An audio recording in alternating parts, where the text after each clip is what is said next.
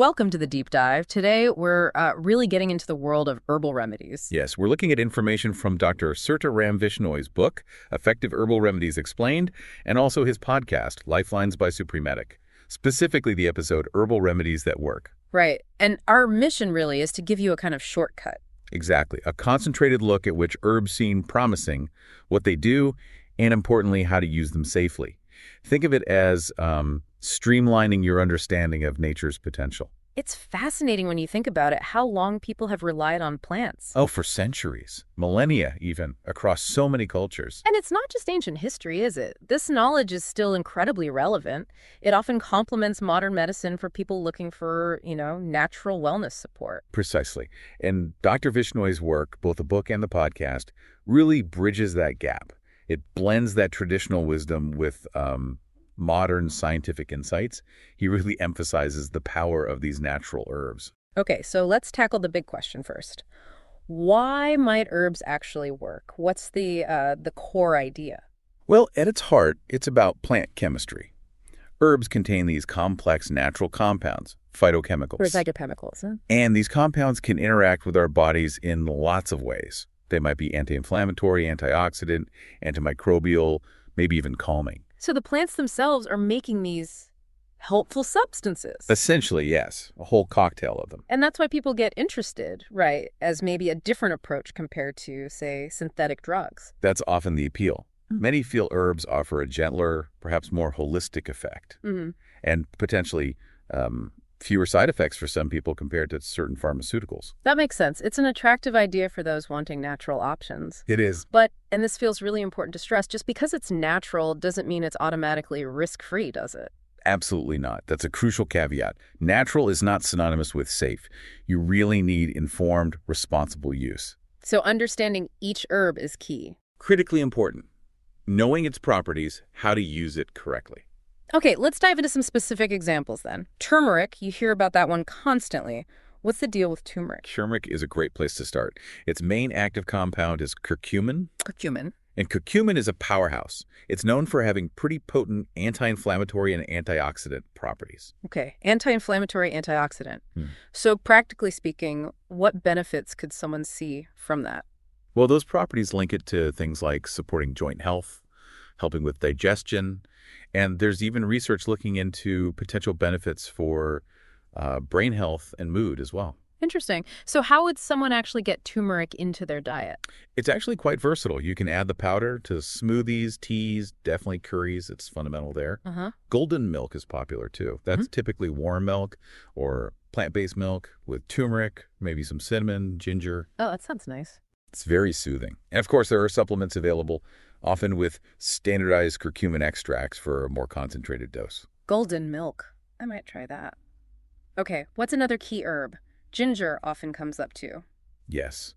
Ginger is another well-respected one. Its main strengths are helping with nausea, digestive discomfort, and it also has anti-inflammatory effects. Compounds like gingerols and showgales are key here. Nausea relief seems like a big one for ginger. Any specific situations where it's known to help? Definitely. It's quite well known for helping with motion sickness and also morning sickness during pregnancy. Really useful. How does it actually work? What's the mechanism? It seems to stimulate digestive enzymes, which helps the gut. And it might promote better circulation too. Both contribute to easing that digestive upset. And using it. How do people take ginger? Fresh ginger is great. You can make tea just by steeping slices or grated ginger in hot water. Maybe add some lemon. Simple. Yeah. Or grated into soup, stir fries. Has a nice kick too. And like turmeric, ginger supplements are also an option. Okay. Let's move on to peppermint. Often linked with digestion, right? That's its primary reputation, yes. Yeah. Supporting digestion, relieving indigestion, bloating. It can even help some people with headaches. Headaches too. How does that connect? Well, the main active component is menthol. Ah, menthol. Menthol has this ability to relax the smooth muscles in your gastrointestinal tract. That relaxation aids digestion and eases that discomfort. For headaches, sometimes applying diluted peppermint oil topically seems to help. So, best ways to use peppermint? Peppermint tea is probably the most common, especially after a meal. Makes sense. And as I mentioned, diluted peppermint essential oil applied carefully to temples, for instance, for headaches or maybe sore muscles. Got it. Next up, echinacea. This one screams immune support, doesn't it? Colds and flu. That's definitely its main claim to fame. It's often taken to try and boost the immune response, especially when you feel LORD coming on. Certain polysaccharides in it are thought to be involved. And does it actually work? Can it shorten a cold, for instance? Some studies suggest it might. It might help reduce how long a cold lasts or how severe the symptoms are. It's not a magic bullet, not a guaranteed cure or preventative. Right. But potentially supportive. Potentially, yes. Supporting the immune system during that time. How do people usually take it? Various forms. You can find echinacea tea, tinctures. Those are liquid extracts in capsules or tablets. Often it's combined with other immune-focused herbs, like elderberry. Okay, let's shift gears a bit. Lavender. That one makes me think of relaxation. Exactly. Lavender is renowned for its calming effects. It's very widely used to promote relaxation and help improve sleep quality. How does it do that? Is it the scent? Largely, yes.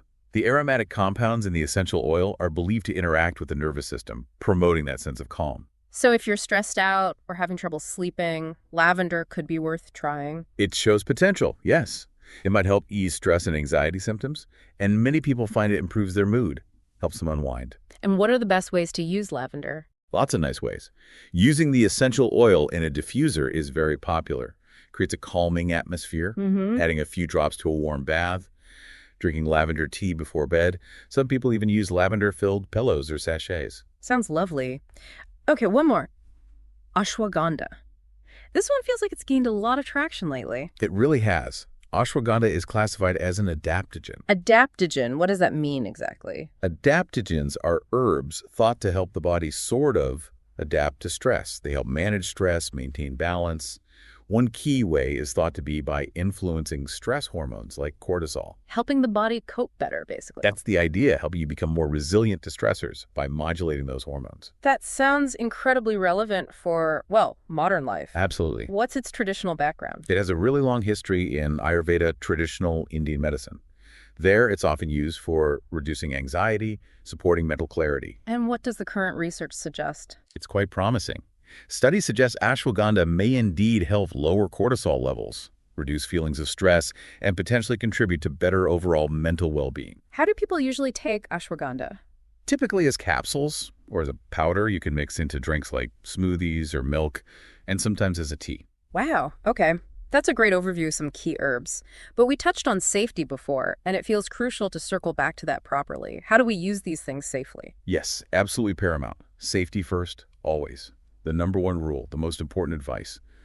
Talk to a qualified healthcare provider before starting any new herb. Especially if you're pregnant, nursing, if you have any existing health conditions, or if you're taking any medications, interactions are a real possibility. Okay, that's non-negotiable then. Consult a professional. What else? Well, it's usually smart to start with a small dose. See how your body responds, especially if it's a new herb for you. Test the waters. Exactly. And prioritize quality. Look for reputable brands. Check for standardized extracts if appropriate, pure ingredients, ideally organic. Avoid products with lots of fillers or artificial stuff. Good advice.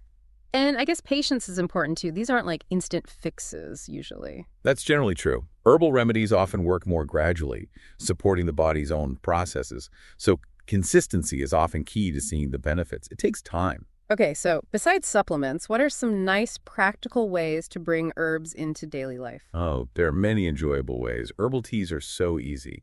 We mentioned peppermint for digestion, maybe chamomile for sleep, ginger for a bit of energy. Simple and effective. Cooking with fresh herbs. Things like rosemary, thyme, oregano, they add amazing flavor. Plus you get some of their health benefits too, like antioxidants. Right, adds flavor and benefits. And aromatherapy with essential oils. Using a diffuser, like we said with lavender for calm, or maybe eucalyptus if you're feeling congested. Or using diluted oils topically carefully, like peppermint for a headache. Lots of options. We've covered a lot of potential benefits, but we really need to hammer home the warnings again, don't we? We absolutely do. It bears repeating. Not everything natural is safe. Some herbs can be toxic in large amounts. Some just aren't suitable if you have certain health conditions. And definitely don't try to diagnose yourself or replace conventional treatment without guidance. Absolutely critical. Please don't self-diagnose or self-medicate serious conditions with herbs alone. Always, always seek professional medical advice. Okay, so wrapping this up, what's the big picture, the main takeaway for our listeners about herbal remedies? I think the core message is that herbs can be a really valuable, natural tool to complement your health journey. But they need to be used responsibly, with knowledge. Right. It's about integrating that traditional wisdom with what we know now. Exactly. It really highlights the power that nature holds to support our well-being when approached thoughtfully. So, a final thought for you, the listener. Maybe reflect on how integrating some small, informed choices about herbs could enhance your own wellness path. Perhaps one of the herbs we talked about sparked your interest. Just remember, always start that exploration with guidance from your healthcare provider. That's the perfect note to end on. And of course, much of this insight today was drawn from the work of Dr. Sirtaram Vishnoi and the resources over at Supremetics.